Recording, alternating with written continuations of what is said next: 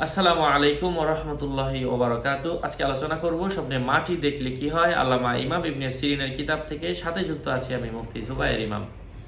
আলোচনা বুঝতে এর সাথেই থাকবেন। যারা এখনো চ্যানেলটি সাবস্ক্রাইব করেননি, সাবস্ক্রাইব করতে ভুলবেন না।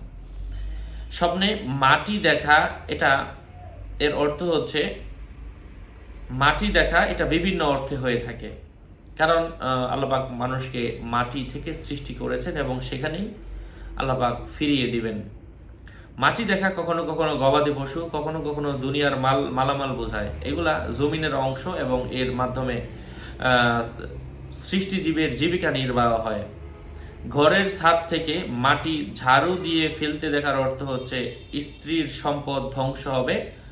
আকাশের মাটি বর্ষণ অনাকাঙ্ক্ষিত বিষয়ে আশঙ্কার ইঙ্গিত। বিধ্বস্ত বাড়ির মাটি বা ধূলিবালি শরীরে লাগা উত্তরাধিকারী সূত্রে সম্পদশালী হওয়ার লক্ষণ। নিজ মাথায় মাটি রাখতে দেখার অর্থ হচ্ছে হারাম সম্পদ লাভ।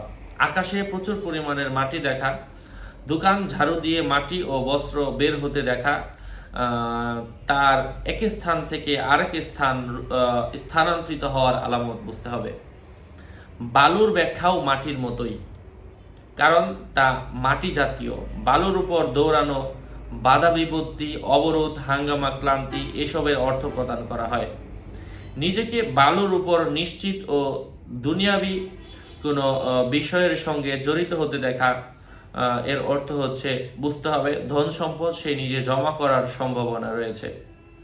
স্বপ্নে কোনো মানুষ যদি মাটির টিলার উপর উঁচু কোনো জায়গায় দাঁড়িয়ে খুতবা অথবা আজান দিতে দেখে, সে নিজে বাদশাহী ভাবে সে সম্মানিত হবে, এলাকার সকলে তাকে সম্মান করবে।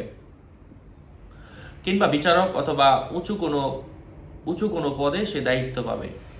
সমতল ভূমিতে টিলা বা উঁচু জায়গা দেখা সমপরিমাণ সম্পদশালী হওয়ার অর্থ হয়।